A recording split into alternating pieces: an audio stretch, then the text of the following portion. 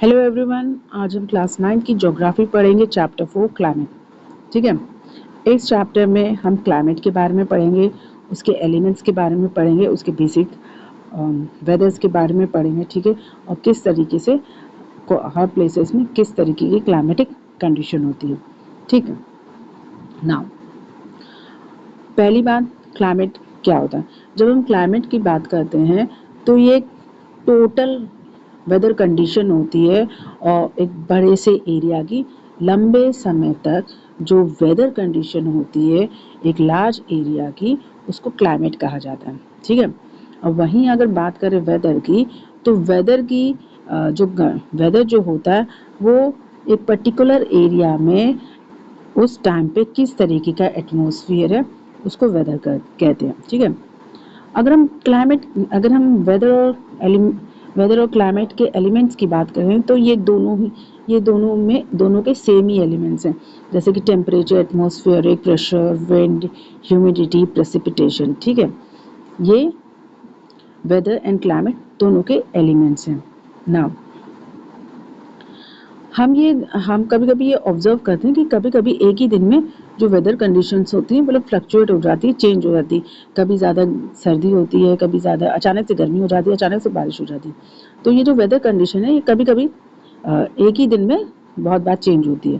पर अगर ये कॉमन पैटर्न कुछ हफ्तों और मंथ तक रहता है, जैसे कि दिन में या तो ज़्यादा सर्दी हो गई या तो ज़्यादा गर्म हो गया, हवाएं चल रही हैं या तो शांत है, बादल आ गया या तो मौसम बड़ा ब्राइट है, मौसम बड़ा ड्राई है या मौसम बड़ा गीला है। ठीक है। अब इस ये जो बेसिस है मंथली एटमॉस्फेरिक कंडीशन का, ये जो बेसिस है मंथली एटमॉस्फेरिक कंडीशन का, ये साल को 3 हिस्सों में डिवाइड करता है, 3 सीजन्स में डिवाइड करता है, जो कि विंटर, समर और रेनी सीजन होता है। तो वर्ल्ड में जो रीजन है वो क्लाइमेटिक, वर्ल्ड जो है कई क्लाइमेटिक रीजन में डिवाइडेड है। ठीक है। यहाँ पर हम पढ़ेंगे कि भारत में किस तरीके का क्लाइमेट है और ऐसा क्लाइमेट क्यों है। अगर हम भारत की बात करते हैं तो भारत का जो क्लाइमेटिक कंडीशन है या जो क्लाइमेट है वो मानसून टाइप क्लाइमेट है। ये जो मानसून टाइप क्लाइमेट है ये ज़्यादातर साउथ और साउथ ईस्ट एशिया में पाया जाता है। ठीक है। डिस्पाइट जितने भी ओवरऑल यूनिटी पैटर्न है, इसके बाद भी जो प्रेसिटेबल होती है पर्टिकुलर रीजन की, वो वेरिएशन में होती है। यानी जो प्रेसिपिटेशन होता है एक पर्टिकुलर रीजन का, जो प्रेसिपिटेशन होता है उसमें कई तरीके के अंतर होते हैं। मतलब ये कह सकते हैं बहुत ज़्यादा अंतर होता है। ठीक है। कहीं पर ज़्यादा रेनफॉल होती है, कहीं पर कम रेनफॉल होती है, कहीं पे स्नो गिरती है, कहीं पे बारिश होती है। तो मतलब ये हर कंट्री में इस तरीके की क्लाइमेटिक कंडीशन एग्जिस्ट करती है। ठीक है ना। अगर हम कोई 2 इम्पॉर्टेंट एलिमेंट की बात करें क्लाइमेट में, तो वो 2 इम्पॉर्टेंट एलिमेंट जो क्लाइमेटिक कंडीशन को डिसाइड करता है वो होता है टेम्परेचर और उसका एंड प्रेसिपिटेशन। ठीक है ना। ये जो होता है ये प्लेस टू प्लेस अलग अलग होता है। इनमें हर प्लेसेस में अलग अलग टेम्परेचर, अलग अलग टाइप ऑफ प्रेसिपिटेशन होता है, अलग अलग फॉर्म में प्रेसिपिटेशन होता है, और ये सीजन टू सीजन भी बेस्ड होता है कि भाई कौन से सीजन में किस तरीके का टेम्परेचर है। ठीक ना। अगर हम गर्मियों की बात करते हैं तो गर्मियों में क्या होता है, जो राजस्थान का जो थार डेजर्ट है वहाँ पे वहाँ पे 50 डिग्री सेल्सियस टेम्परेचर होता है, और उसी टाइम पे जम्मू कश्मीर के पहलगाम में 20 डिग्री सेल्सियस टेम्परेचर होता है। अब यही टेम्परेचर अगर हम सर्दियों की रात की बात करें तो ये जो टेम्परेचर है ये -45 डिग्री सेल्सियस हो जाता है दराज के, जम्मू कश्मीर के दराज में, और उसी समय पे त्रिवेंद्रम में यही टेम्परेचर 22 डिग्री सेल्सियस हो जाता है। तो यू कैन सी कि जो सर्टेन प्लेसेस में जो डिफरेंस है टेम्परेचर को लेकर दिन और रात में, वो बहुत बड़ा डिफरेंस है। थार में 50 डिग्री है तो जम्मू और कश्मीर में 20 डिग्री है, और सर्दियों में अगर जम्मू और कश्मीर में -45 डिग्री सेल्सियस चल रहा है तो वहीं तिरुवनंतपुरम में 22 डिग्री सेल्सियस हो रहा है। एक जगह माइनस पे चल रहा है, एक जगह पे 22 डिग्री।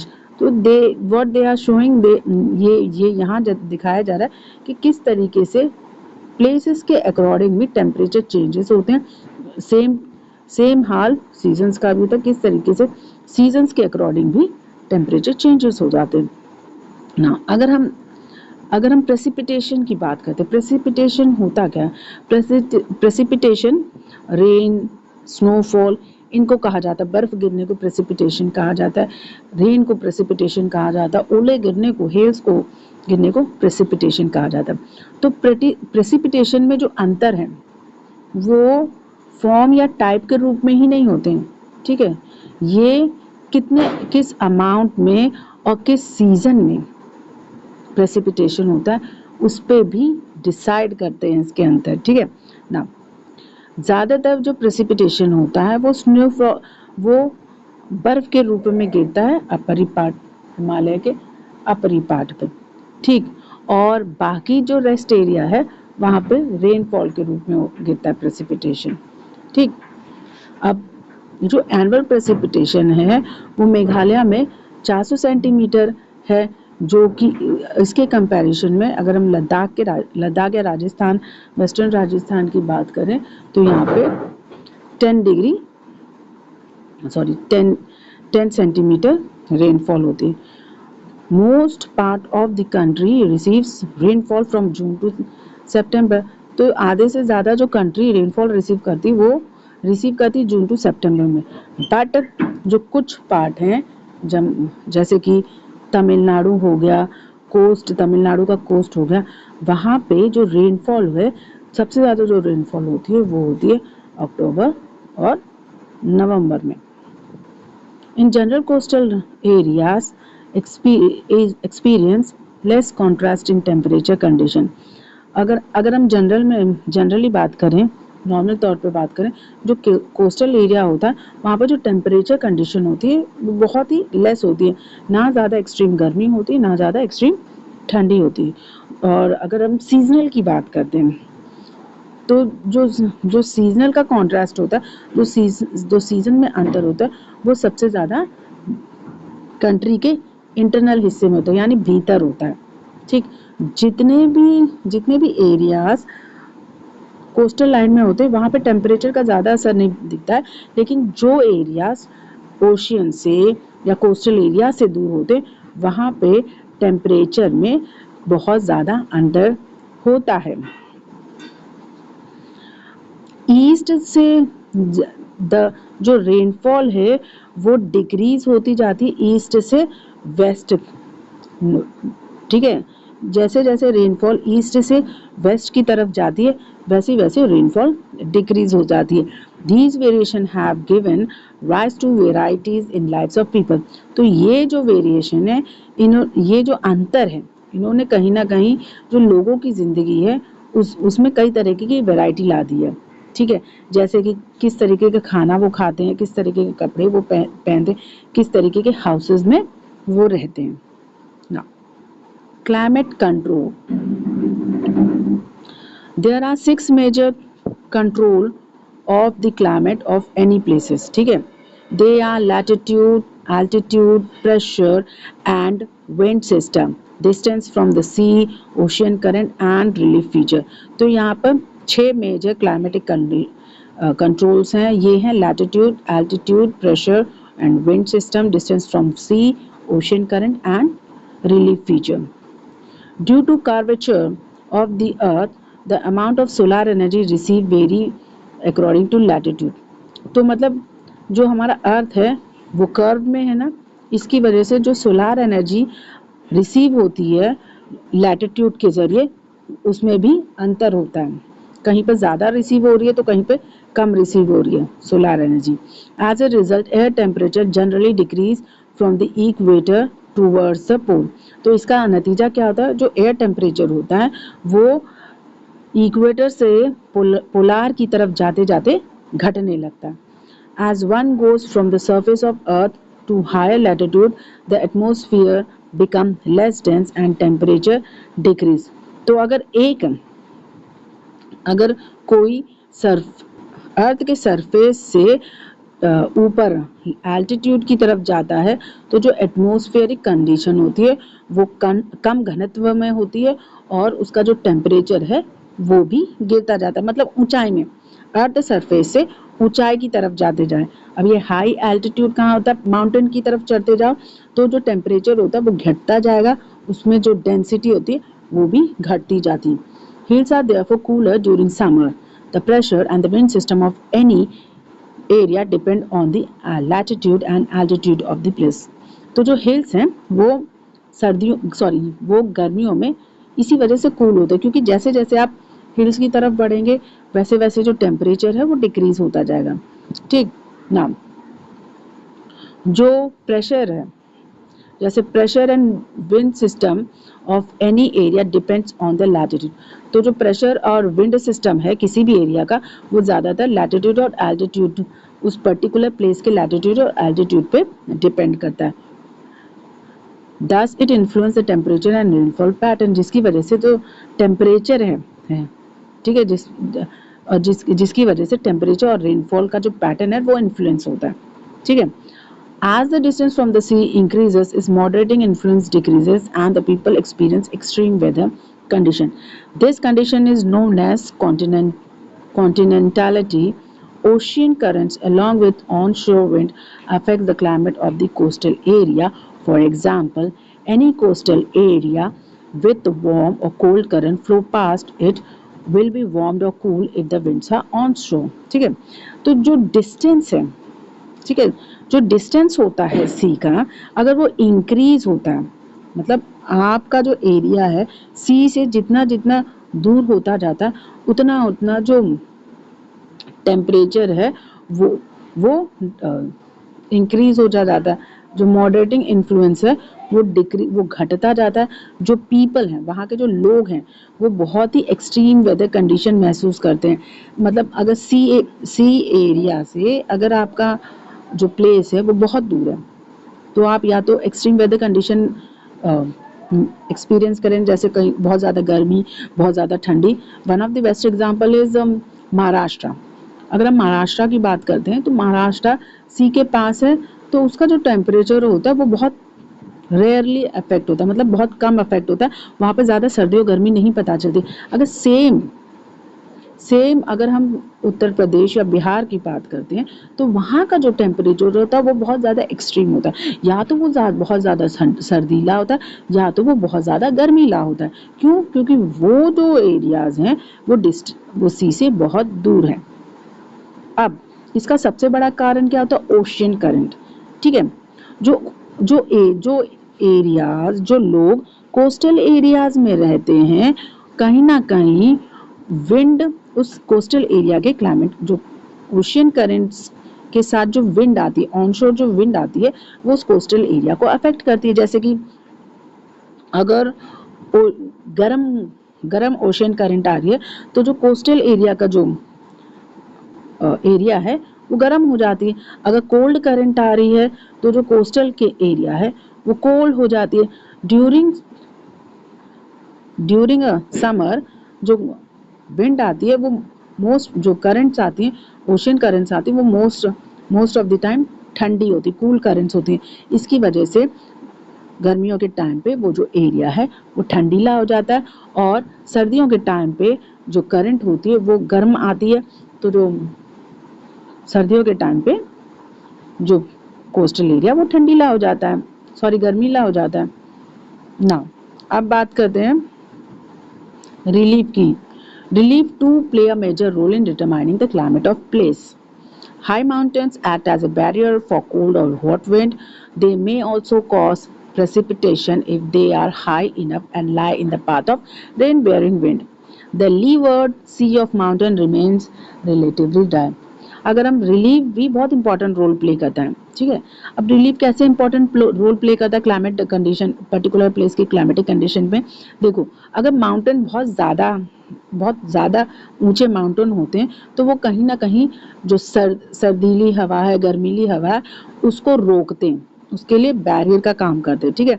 और सेम टाइम पे जो प्रेसिपिटेशन होता है वो उसके लिए भी एक बैरियर का काम करते हैं, ठीक है।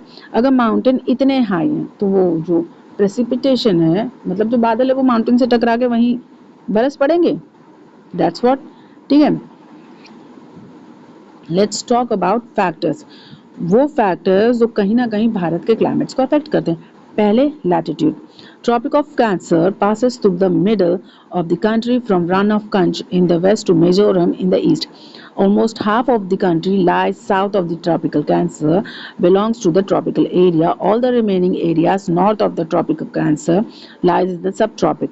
Therefore, India climate has characteristic of tropical as well as subtropical climate. तो जो इंडिया है वो ट्रॉपिक ऑफ कैंसर के एकदम बीच में, हमारी जो कंट्री है उसको ट्रॉपिक ऑफ कैंसर एकदम मिडल से क्रॉस कर जाता है, ठीक है ना। तो ये जो ट्रॉपिकल जो कैंसर है वो गुजरात के रन ऑफ कच्छ से मिजोरम ईस्ट में जाकर इंडिया को डिवाइड कर देते, वहां तक फैला हुआ है ना। जो हाफ जो कंट्री है, जैसे कि जो साउथ है वो ट्रॉपिक ऑफ कैंसर में लाई करता है, तो उस एरिया को ट्रॉपिकल एरिया कहते हैं। और जो नॉर्थ है वो सब ट्रॉपिक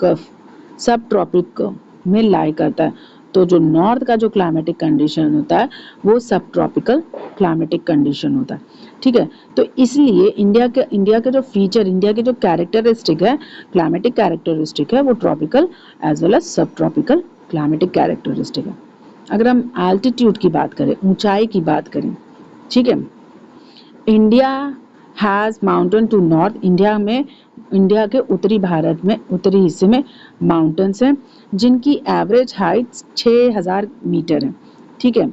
इंडिया के पास एक बहुत लंबी कोस्टल एरिया है जिसका जो मैक्सिमम एलिवेशन है वो 30 मीटर है, ठीक है।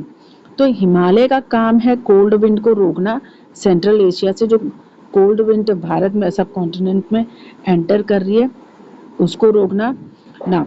ये जो माउंटेन्स हैं ये क्या बोलते हैं सब, these mountains that this subcontinent experience comparatively milder winter as compared to central Asia। तो इन माउंटेन्स की वजह से जो विंड्स आती हैं वो बड़ी माइल्ड होती हैं, माइल्ड विंटर होती है compare to the central Asia में जिस तरीके की एक्सट्रीम विंड होती है, उसके कंपैरिजन में जो विंड भारत के अंदर आती है, हमारे देश में आती है, वो माइल्ड विंटर होती है। क्यों? क्योंकि वहाँ की जो सेंट्रल एशिया से जो सर्दीली हवा जो इंडिया की तरफ आती है वो कहीं ना कहीं माउंटेन से टकरा जाती है, तो जो थोड़ी बहुत पास होती है विंटर वो बड़ी माइल्ड विंटर होती है ना। अगर हम प्रेशर की बात करें, प्रेशर और विंड्स की बात करें, तो जो क्लाइमेट है और जो वेदर कंडीशन है इंडिया की वो ज़्यादातर एटमॉस्फेरिक कंडीशन द्वारा कंट्रोल की जाती है। और ये एटमॉस्फेरिक कंडीशन होती है pressure and surface wind, upper air circulation, western cyclonic disturbance and tropical cyclone. तो इंडिया जो है वो नॉर्थ ईस्टरी विंड, ना India lies in the region of north easterly wind. तो इंडिया है इंडिया जो नॉर्थ ईस्टरी विंड्स है वहाँ पे लाई करती, वहाँ पे लोकेट है। तो ये जो विंड है ये ज़्यादातर सब ट्रॉपिकल हाई प्रेशर बेल्ट से ओरिजिनेट होती है जो कि नॉर्दर्न हेमिस्फीयर में। Now they blow southward, get deflected to the right due to the Coriolis force and move towards the equatorial low pressure. तो ये जो होती है, ये जो नॉर्दर्न हेमिस्फीयर से जो ईस्टर्ली विंड आती है ये साउथ की तरफ जाती है, ठीक है ना।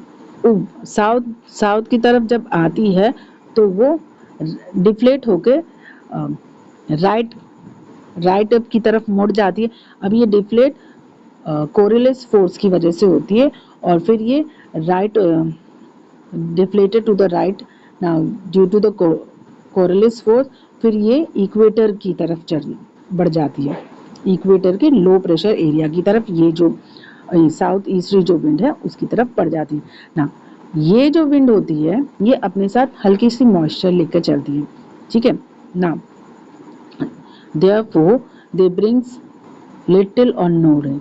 तो इन ये जो विंड जो होती है इनमें जो ये जो अपने साथ बहुत लाइट मॉइस्चर लेकर चलती है, ठीक है ना। और ये कैसे कि इनमें बड़ी लिटिल मॉइस्चर होती है, जिसकी वजह से या तो बिल्कुल बारिश नहीं होगी या तो जो बारिश होगी वो थोड़ी बहुत बारिश होगी, जिसकी वजह से इंडिया एक arid land, India should have been an arid land but it is not so, जिसकी वजह से इंडिया एक अराइड लैंड है बट ऐसा है भी नहीं।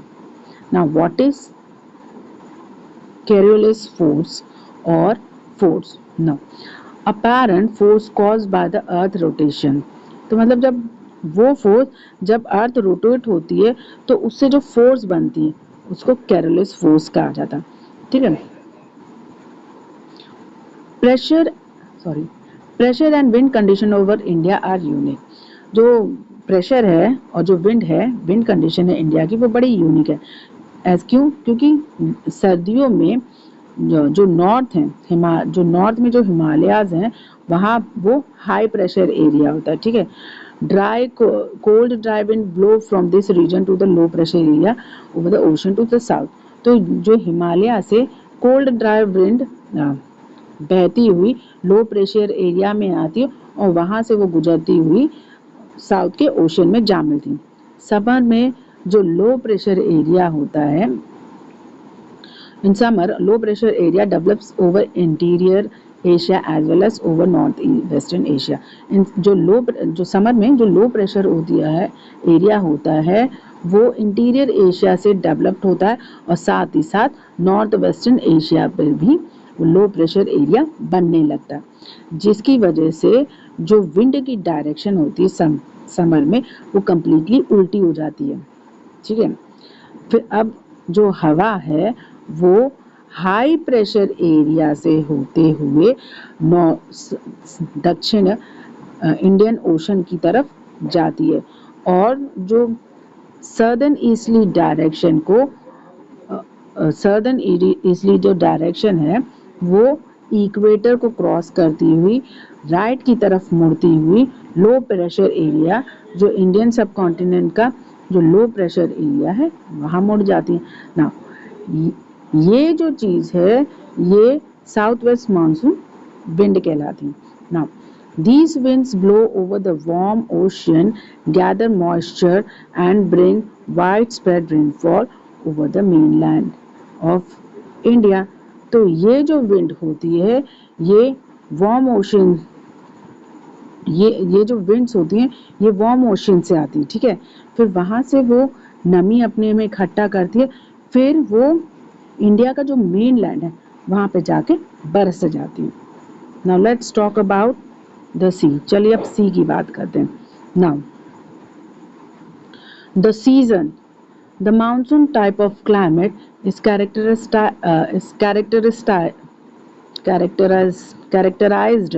by distinct seasonal pattern. The weather condition greatly changes from one season to another. These changes are particularly noticeable in interior part of the country. The coastal area do not experience such much variation in temperature, though there is a variation in rainfall. Now, तो जो monsoon type का जो climatic condition होता है वो वहाँ उसमें ज़्यादातर सीजनल बहुत ही डिस्टिंक्ट सीजनल पैटर्न आपको देखने को मिलेगा। जो वेदर कंडीशन होती है वो एक सीज़न से दूसरे सीज़न में उनमें जो बड़ा ग्रेट चेंज होता है। तो ये जो ग्रेट चेंज होता है ये जो चेंजेस होते हैं वो ज़्यादातर भारत के इंटरनल हिस्से में देखे जा सकते हैं। कोस्टल एरिया में इन चेंजेस जो टेम्परेचर चेंज का ज़्यादा असर नहीं होता है। क्योंकि वहाँ का जो रेनफॉल पैटर्न होता है वो उसमें बड़े वेरिएशंस होते हैं ना। How many seasons are experience in your place. अब यहाँ पर पूछा गया कि आपके यहाँ पे कितने तरीके के सीजन एक्सपीरियंस किए जाते हैं। 4 main seasons can be identified in India: the cold weather season, the hot weather season। तो 4 तरीके के सीजन इंडिया में आइडेंटिफाइड किए गए हैं।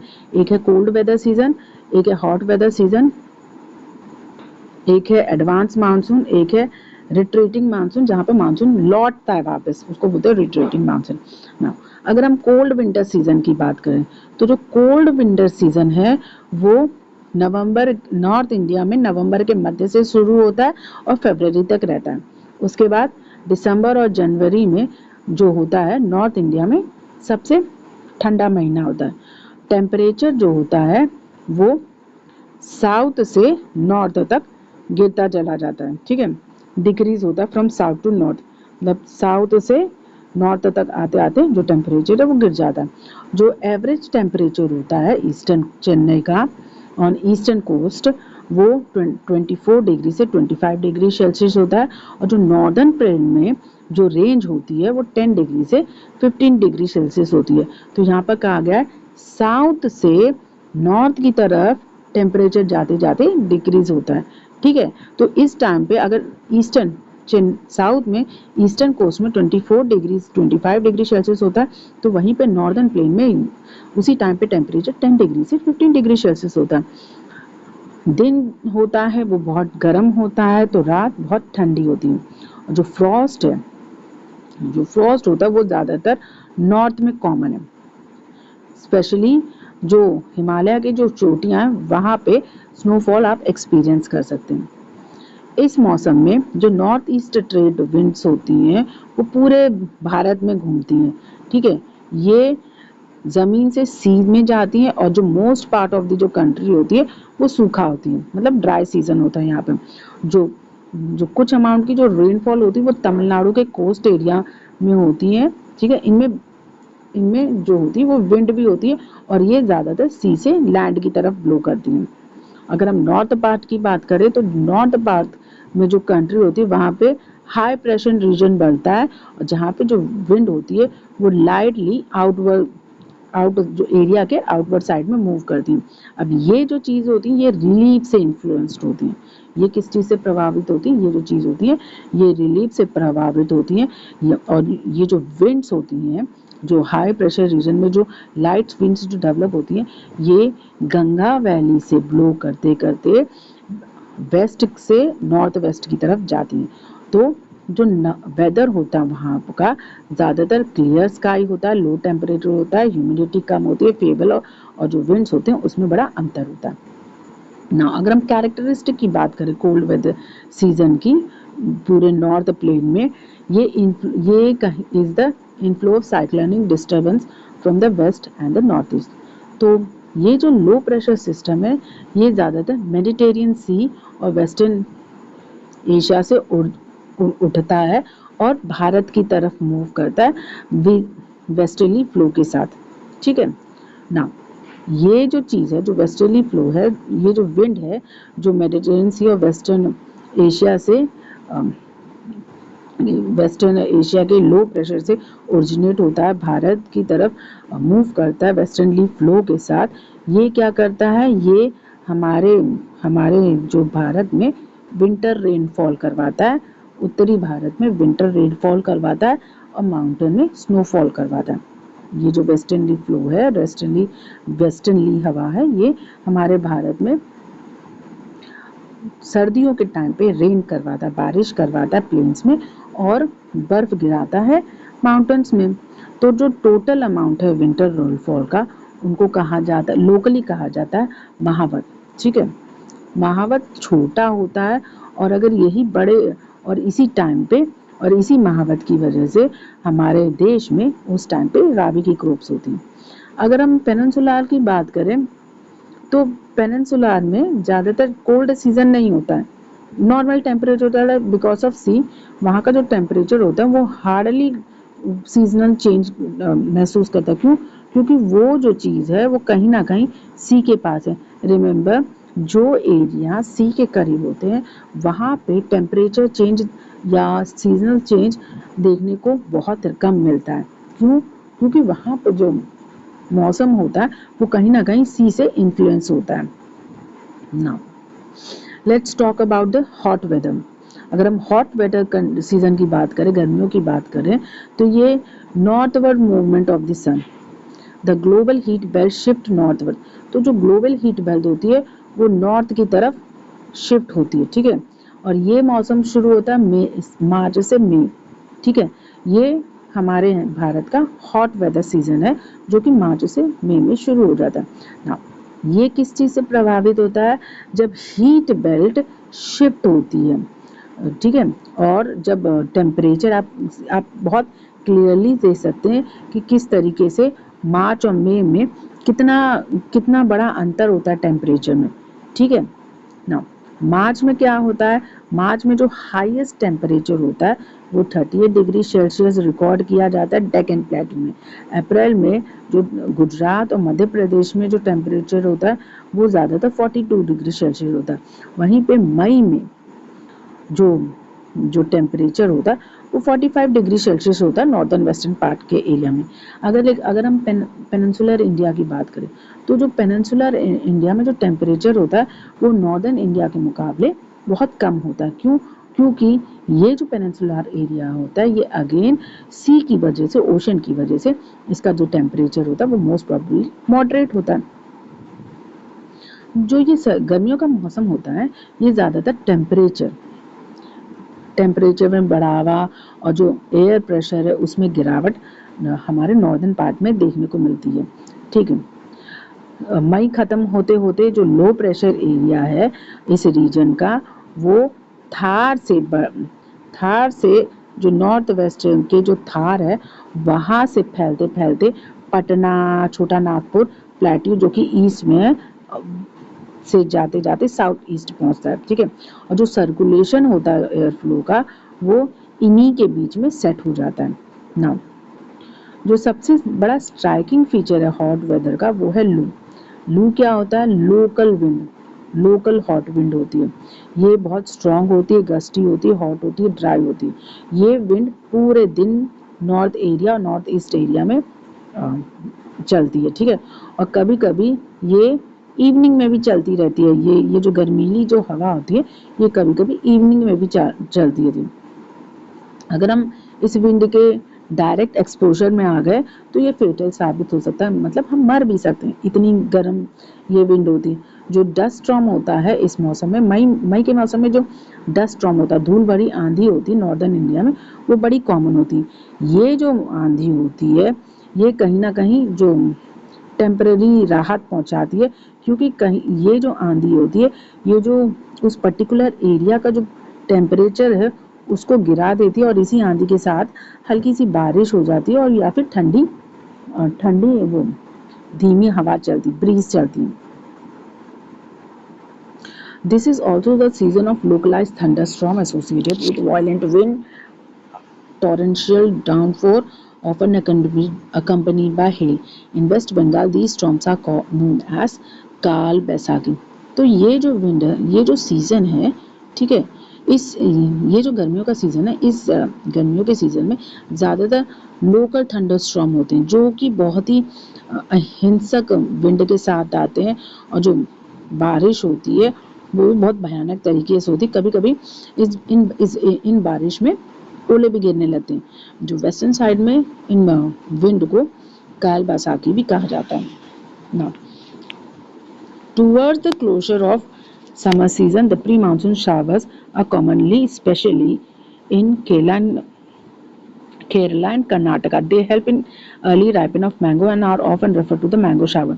तो मतलब जैसे जैसे गर्मियों का मौसम खत्म होता है तो स्पेशली जो केरला कर्नाटका में ना वहाँ पर प्री मानसून बारिश होने लगती है। ये जो प्री मानसून बारिश होती है ये आमों को पकने में बड़ी मददगार होती है और ज़्यादातर इसको मैंगो शावर का मौसम भी कहा जाता है। क्यों? क्योंकि इस मौसम में आम पकने लगते हैं। अब इसके बाद शुरू होता है एडवांस मानसून ना। एडवांस मानसून जो है जिसको रेनी सीजन भी कहा जाता है ये जून की शुरुआत में शुरू हो जाता है ना। ये कब शुरू हुआ था? जब नॉर्दर्न प्लेन में लो प्रेशर कंडीशन बनने लगती है। ये ज़्यादातर ट्रेड विंड को अट्रैक्ट करता है, सदर्न हेमिस्फीयर की जो ट्रेड विंड होती है उसको अट्रैक्ट करता है। ये जो साउथ ईस्ट की ये जो ट्रेड विंड होती है ये ज़्यादातर जो सदर्न ओशन है, जो दक्षिण महासागर है, उसके वार्म ट्रॉपिकल एरिया से ये ओरिजिनेट होती है। साउथ ईस्ट ये जो ट्रेड विंड है ये दक्षिण महासागर के वार्म ट्रॉपिकल एरिया से निकल के आती है ना। वहाँ से निकल के ये इक्वेटर को क्रॉस करती है। इक्वेटर से ये साउथ वेस्टर्ली की डायरेक्शन से बहती हुई भारत के पेनिनसुलार में एंटर करती है। जब ये भारत के पेनिनसुलार में साउथ वेस्ट मानसून के तौर पे ये एंटर करती है ना। ये जो विंड होती है ये गर्म ओशन के ऊपर से बहती है। ये अपने साथ बहुत, क्योंकि ये ठंडी विंड होती है। अब ये ठंडी विंड गर्म महासागर के ऊपर से जब जाती है तो ये अपने साथ बहुत सारी नमी भर लेती है। ठीक है, अपने साथ जब ये बहुत सारी नमी भर लेती है तो ये सब कॉन्टिनेंट की तरफ बढ़ती है ना। ये जो हवाएं होती है ये बहुत ज़्यादा स्ट्रॉन्ग होती हैं और इनका जो एवरेज वेलोसिटी होती है वो 30 किलोमीटर पर आवर होती है ना। ये जो मानसून विंड होती है, ये जो मानसून विंड जो गर्म सागर के ऊपर से होकर बहती है, ये कम से कम पूरे भारत में को कवर कर लेती है। ये जो मानसून विंड पूरे भारत को एक ही महीने में कवर कर लेती है ना। Inflow of south west monsoon in the India brings about a total change in the weather. तो जो साउथ वेस्ट मानसून का जो भारत के अंदर आना होता है वो कहीं ना कहीं हमारा जो वेदर है उसको पूरी तरीके से चेंज कर लेती है। ठीक है now, in the early season the windward side of the western ghat received very heavy rainfall more than 250 centimetre. तो अगर हम शुरुआत में मौसम के शुरुआत में जो विंडवर्ड साइड होती है ना वेस्टर्न घाट की, वो सबसे ज़्यादा बारिश रिसीव करती है जो कि 250 सेंटीमीटर की होती है। उसके बाद जो डेक्कन प्लेट्यूज होते हैं, जो कुछ मध्य प्रदेश के हिस्से होते हैं, उसके बाद वहाँ पे बारिश होती है। हाँ, लेकिन जो रेनफॉल होती है वहाँ पे वो वेस्टर्न घाट के कंपैरिजन में थोड़ी सी धीमी होती है। जो सबसे ज़्यादा जो रेनफॉल होती है इस सीज़न की, वो कहाँ पे होती है? वो होती है नॉर्थ ईस्टर्न पार्ट में। भारत के नॉर्थ ईस्टर्न पार्ट में सबसे ज़्यादा बारिश होती है और ये जो रीजन है, ये रीजन कहलाता है माउशिनराम ना। सदर्न कांसी हिल के सदर्न रेंज में माउशिनराम जो प्लेस है, यहाँ पे दुनिया की सबसे ज़्यादा हाईएस्ट एवरेज रेनफॉल होती है। जो गंगा में जो बारिश होती है वो घटते हुए ईस्ट से वेस्ट की तरफ जाती है। यानी गंगा वैली में जो बारिश होती है वो घटते ईस्ट से घटना शुरू होती है और वेस्ट की तरफ जाती है। राजस्थान और कुछ गुजरात में ये जो मानसून की विंड, ये जो रेनफॉल है, राजस्थान और गुजरात के हिस्से में पहुंचते ये जो रेनफॉल है ये लगभग ना के बराबर हो जाती है ना। इसके साथ एक और फिनोमेना एसोसिएट है इस मानसून विंड के साथ, ये है कि ब्रेक लेना। कि ये जो मानसून विंड्स होती हैं ये बारिश से ब्रेक लेती हैं, तो इसीलिए ये कभी कभी गीली और सूखी कहलाती हैं। अगर दूसरी भाषा में बात करें तो monsoon rain take place only for a few days at a time. तो जो ये मानसून रेन है ये कुछ ही दिनों के लिए होती है, कुछ समय पे कुछ ही दिनों के लिए होती है। They are interspersed with rainless interval. तो ये एक टाइम पे एक रेनलेस इंटरवल भी लेती है जहाँ पे ये बारिश नहीं होती। These breaks in monsoon are related to the movement in the monsoon trough. तो ये जो ब्रेक होता है वो कहीं ना कहीं मानसून ट्रॉफ के मूवमेंट से रिलेट करता है। For various region the trough and its axis keep on moving northwards and southward, which determine the spatial distribution of rain. When the axis of monsoon troughs lies over the plain, rainfall is good in these parts. On the other hand, whenever the axis shift closer to the Himalaya, there are longer dry spell in the plain and the widespread rain occurred in the mountain catchment area of the Himalayan river. Now, ये जो rainfall है ये कहीं ना कहीं monsoon trough के movement से relate करती है और इसके बहुत ज़्यादा कारण। पहली बात, ट्रफ और जो इसके एक्सिस हैं ये नॉर्थवर्ड और साउथवर्ड की तरफ मूव करते रहते हैं, जो कि रेनफॉल की डिस्ट्रीब्यूशन को डिटरमाइन करते हैं। जब ये एक्सिस मानसून ट्रफ को लाई करते हैं, जब ये एक्सिस जो ये मानसून ट्रफ के ये जो एक्सिस हैं, ये ज़्यादातर प्लेन्स जो मैदान होते हैं वहाँ लोकेट करते हैं, और यहाँ पे रेनफॉल जो होती है, जो बारिश होती है, वो बहुत अच्छी होती है। अगर हम दूसरी बात करें तो जब ये जो एक्सिस हैं, मानसून ट्रफ के ये जो एक्सिस हैं, ये हिमालय के करीब आते हैं, ठीक है। तो यहाँ पर क्या होता है, जो प्लेन होते हैं वहाँ पे बारिश नहीं होती है, ठीक है, और जो माउंटेन्स हैं वहाँ पे सबसे ज़्यादा बारिश होने लगती है, जिसकी वजह से हिमालय नदी बहती है। These heavy rains brings in their wake devastating। ये जो हैवी रेन है ये क्या करती है, ये कभी कभी फ्लड, बाढ़ ला देती है, जिसकी वजह से कई प्रॉपर्टियों को नुकसान होता है प्लेन में।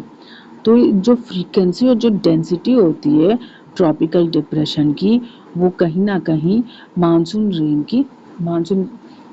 रेन है उसके अमाउंट और उसके ड्यूरेशन को डिसाइड करती हैं। और ये जो डिप्रेशन होते हैं ये ज़्यादातर बे ऑफ बंगाल और मेनलैंड को क्रॉस ओवर करते हुए जाते हैं। The depression follow the axis of monsoon trough of the lower pressure. तो ये जो डिप्रेशन है ये मानसून ट्रफ के एक्सिस को फॉलो करते करते लो प्रेशर एरिया की तरफ जाते हैं, और ये जो मानसून होते हैं ये कभी कभी अनसर्टन होते हैं। Now let's talk about retreating post monsoon. तो रिट्रीटिंग पोस्ट मानसून ज़्यादातर अक्टूबर नवंबर में होता है, ठीक है। या ये क्या होता है, ये साउथ की तरफ मूव करता है। जब सन का जो मूवमेंट है वो साउथ की तरफ मूव करता है तो ये रिट्रीटिंग मानसून हो जाते हैं। This is gradually replace by the high pressure system. तो ये जो चीज़ है ये ज़्यादातर हाई प्रेशर सिस्टम से रिप्लेस हो जाती है। जो साउथ वेस्ट मानसून विंड होती है वो कमज़ोर होती जाती है, वो धीरे धीरे विड्रॉल करती जाती है, मतलब वो धीरे धीरे वापस लौटती है। क्यों? क्योंकि अब उसमें नमी तो रही नहीं, वो वीक हो चुकी है, तो वो जो विंड्स होती हैं वो वापस की तरफ लौटती हैं।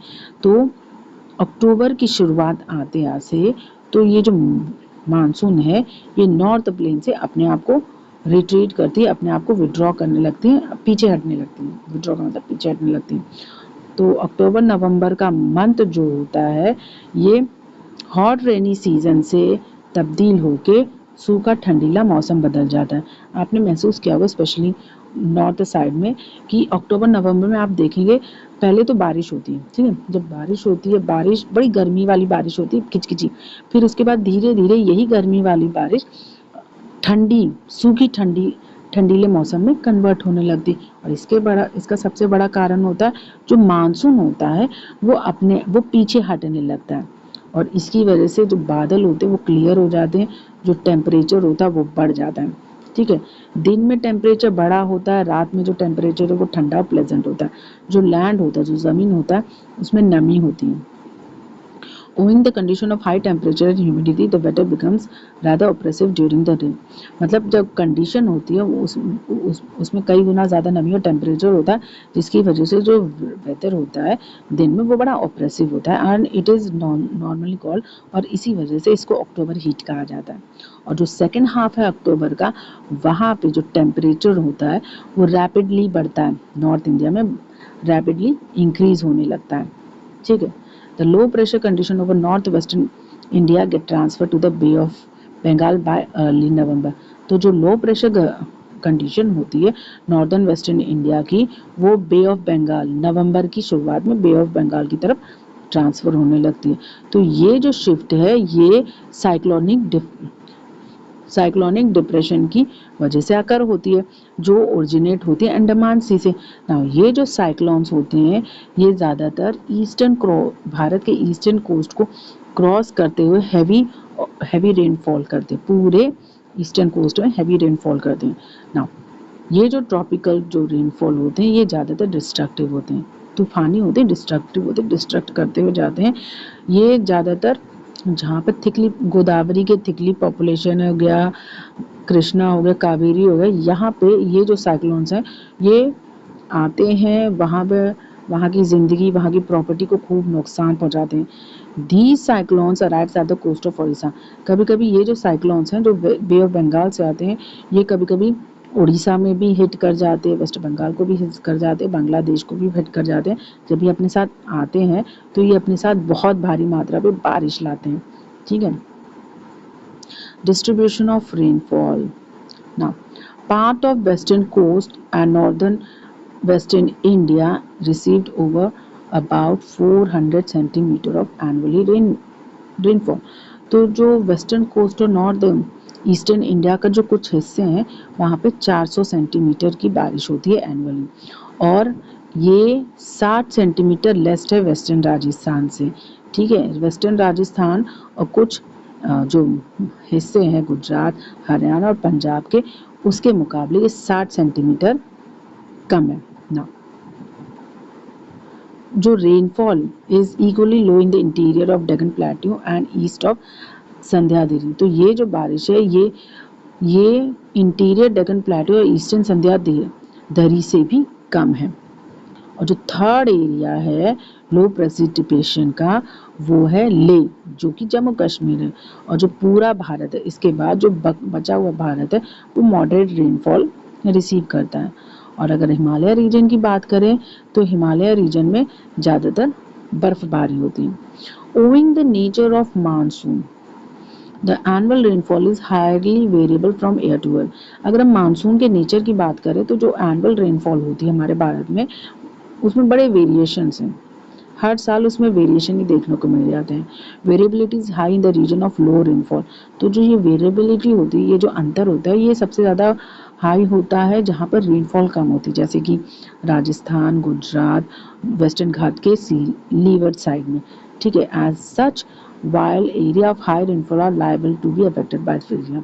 तो जो हाई, जहाँ पे बहुत ज़्यादा बारिश होती है, वहाँ के जो एरिया हैं वो ज़्यादातर फ्लड से अफेक्ट हो सकते हैं, और जहाँ पर कम बारिश होती है वो सूखे से अफेक्ट होते हैं। Monsoon as a unified border.